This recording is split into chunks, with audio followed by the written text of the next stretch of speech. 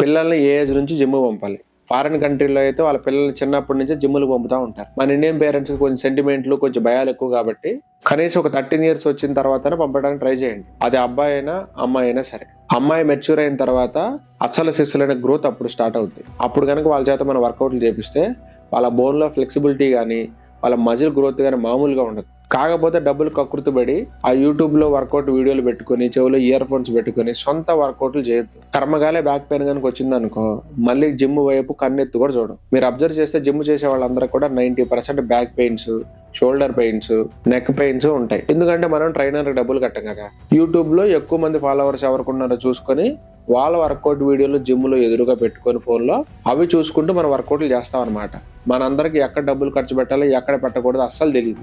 ఆ యూట్యూబ్‌లో వాళ్ళు చేసే స్ట్రెంత్ వర్కౌట్ వీడియోలన్నీ ఫోన్‌లో చూస్తూ మీరు గనుక ప్రాక్టీస్ చేస్తే ఎలా ఉంటుందో తెలుసా? మనం ఇంట్లో కుకింగ్ చేసేటప్పుడు మనకి ఎలాగ వంట రాదనుకో ఏదో ఒక కుకింగ్ ఛానల్ పెట్టుకొని అందులో మెజర్మెంట్స్ వాడు ఏదైతే చూపించాడో యాజ్ ఇట్ ఈజ్ అదే వేస్తాం.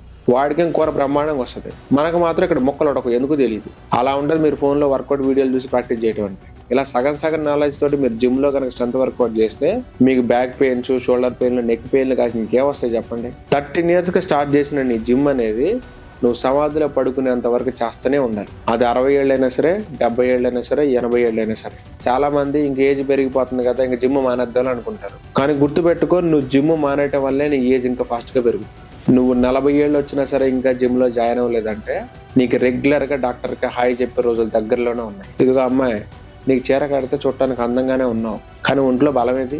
5 ఫ్లోర్లు ఆపకుండా ఎక్కగలవా? లేదు. 2 బకెట్లు నిండా వాటర్ నింపుకొని ఎట్ ఎ టైం మోయగలవా? లేదు. పోనీ డీమార్ట్లో నువ్వు కొన్న 15 కిలోల సరుకులు సంచిని మీ ఆయనకి ఇవ్వకుండా కౌంటర్ దాకా నువ్వు మోయగలవా? అది కూడా లేదు. నువ్వు లిప్స్టిక్ వేసుకోమ్మా, నీతో పెద్ద పని అయ్యేటట్లేదులే ఇక్కడ.